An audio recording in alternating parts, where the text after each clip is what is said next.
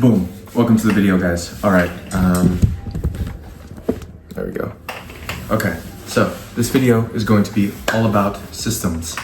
Yes, systems. You've probably heard of me talk about it in some of my other videos, but systems are what has allowed me to basically manage my time, manage my tasks, and essentially accomplish everything meaningful that I've ever accomplished, right? Because without these systems, I would not be consistent. I would fall out of my habits. I would fall off the wagon in general. And it's oftentimes, it's like the New Year's resolution effect, right? Where you have a goal and then you just chase the goal, but you have no system underlying that goal. And so you end up just giving up, right? And so in this video, I'm going to completely dispel all of the uncertainty around systems, and I'm going to tell you how you can practically implement systems into your life so that you can accomplish more and accomplish your goals. Okay, what are systems?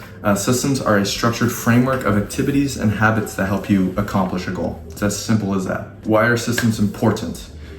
First of all, they provide clarity, right? I don't know if you've ever had a lot on your plate and you sort of don't know where to start and you're just completely overwhelmed. With systems, you avoid that because essentially you know exactly what you're going to do, when you're going to do it, because it's systematized. You don't have to figure it out on the spot. This sort of, again, this structure really allows you to remove a lot of that chaos, a lot of that entropy so that you can actually get stuff done. Again, you no longer have to deal with not knowing what to do or feeling lost, which I know is a feeling that I feel a lot and it creates a lot of anxiety in me. I oftentimes feel like just completely overwhelmed when I'm idle and not doing anything. I feel like I should be being productive, but I just don't know what to do. And all of the different things that I could be doing make me extremely anxious. So with systems, you can avoid this. They provide clarity. Okay, second point, they also allow you to make progress on autopilot. With a carefully curated system, you know exactly what tasks and activities you need to be doing even when you're unmotivated, right? So it makes being disciplined just a lot easier. And we all know that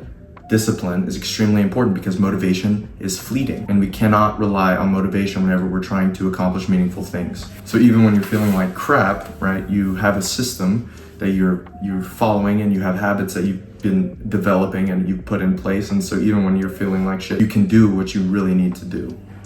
And therefore you make progress on autopilot because you don't really have to think about what you're doing. You just do what you're supposed to do and what aligns with your system and therefore aligns with your goal.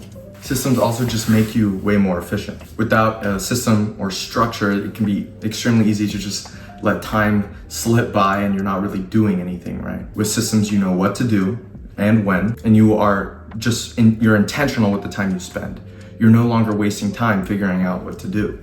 You're no longer becoming anxious, right? With all of the things that are on your plate, you don't know what to do and you end up doing nothing at all. You're no longer having to deal with these things. Okay, so now, how to create systems. This is the practical implementation of what I've said so far. The first thing you need to do is you need to define the goal or direction you are moving in. And for me, I want to be at the top of my cohort at school, for example, right? Therefore, I really need a robust learning system so that I can avoid the chaos that comes with all of the scheduling for my study blocks, the not knowing what to study, not knowing what to read. If I have a structured learning system, this is no longer a problem because I know exactly what I'm doing. I know exactly what techniques I'm going to use when I'm studying. I know exactly what material I'm studying when.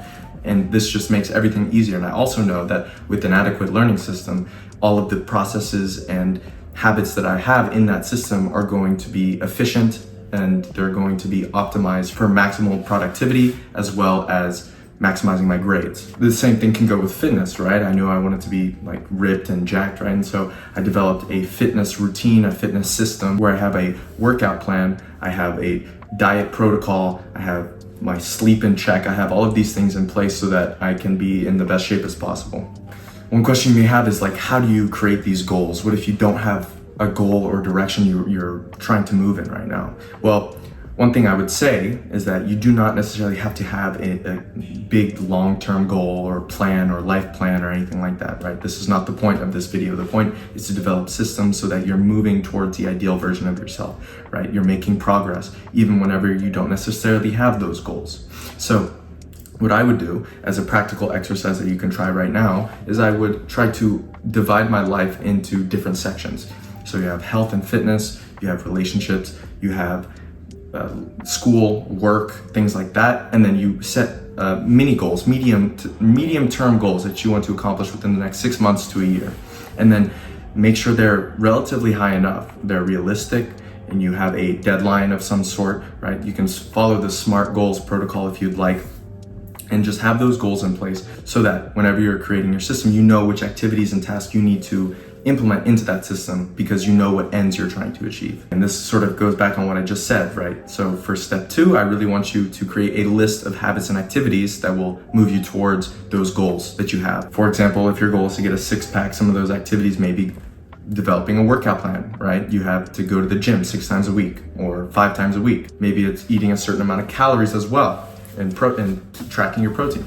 Step 3 is you need to integrate those into a schedule. So scheduling is one of the most important and key aspects of creating systems. Now that you have the list of activities you know you need to be doing to move towards that ideal version of yourself or that goal you have, you need to put that into Google Calendar. I use Notion Calendar, just the interface is a bit nicer to use, and I just connect my Google Calendar to that as well.